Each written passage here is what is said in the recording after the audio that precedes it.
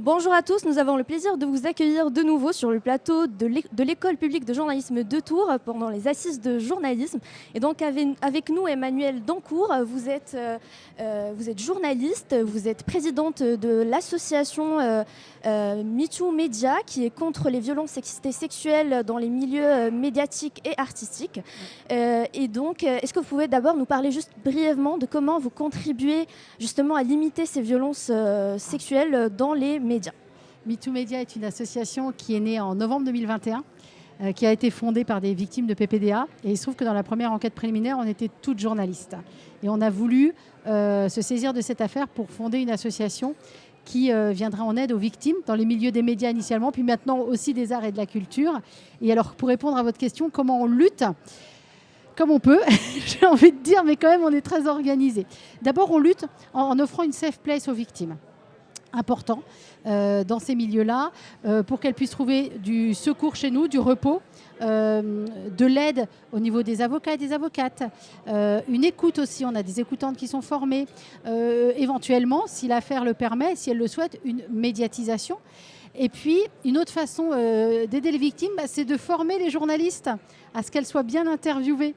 Et donc, on a tout un catalogue de formations, notamment à destination des écoles de journalisme et des rédactions, mais également des boîtes de production, des écoles de cinéma, parce qu'aujourd'hui, on vient nous chercher un petit peu partout, pour apprendre à bien connaître ce sujet des violences sexistes et sexuelles. Alors, aussi bien comme journaliste, quand on est en rédaction, savoir quels sont nos droits, ce qui est normal ou pas dans une rédaction, qu'on soit une femme ou un homme, mais également dans le traitement éditorial des violences sexistes et sexuelles. Essayer de hausser et de hisser le niveau de connaissance sur ce qu'on appelle donc les VSS ou les VHSS, le H pour harcèlement.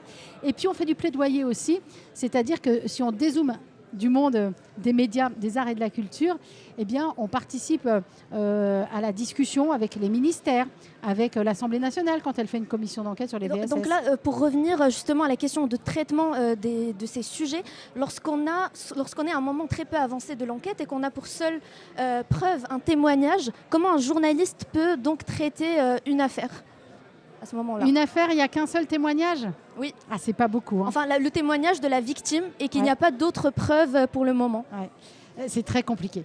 C'est très compliqué quand il n'y a pas de preuves parce que aussi bien le journaliste qui fait son enquête ou la journaliste que la justice a besoin de preuves ou au moins d'un faisceau d'indices ou de plusieurs témoignages.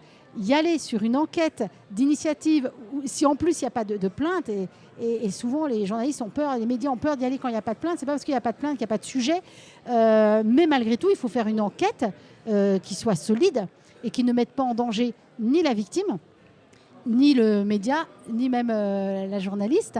Justement, est-ce que ça arrive qu'il y ait des dérives Des dérives de qui ? Des dérives quand finalement l'enquête, ce qu'on avait dit au début s'avère pas tout à fait correct. La plupart des médias, quand ils sentent que l'enquête n'est pas solide, ils ne vont pas sortir l'affaire. Et je peux vous dire qu'aussi bien à MeToo Média qu'à Mediapart, que dans tout un tas de médias, il y a plein d'affaires qui ne sortent pas parce qu'il n'y a pas assez de solidité. Genre, typiquement, l'affaire Bruel, elle a mis du temps à vraiment sortir. Ça, c'est une première chose. Et après, est-ce qu'il y a des dérives ? Très peu. Parce que nous, notre métier, il est encadré par la loi de 1881 qui encadre complètement la liberté d'expression et les droits et devoirs du journaliste. On peut attaquer un journaliste ou un média en diffamation. Il y a une chambre au tribunal qui est réservée à ça, donc très peu de dérives. Merci beaucoup Emmanuelle Dancourt. Donc, merci de nous avoir suivis. La suite de l'information sur le site de l'EPJT et le site des Assises.